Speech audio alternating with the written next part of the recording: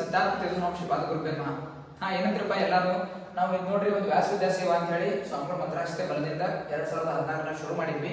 ಇದ್ರ ಉದ್ದೇಶ ಏನಂತಂದ್ರೆ ಮಿನಿಮಮ್ ನಾವು 100 ರೂಪೀಸ್ ಕಾಂಟ್ರಿಬ್ಯೂಷನ್ ಮಾಡೋದು ತಿಂಗಳ. ಯಥಾಶಕ್ತಿ ನಿಮ್ಗೆ ಜಾಸ್ತಿ ಆದ್ರೆ 500, 1000 ಹಿಂಗೂ ಕಾಂಟ್ರಿಬ್ಯೂಷನ್ ಮಾಡ್ಬೋದು.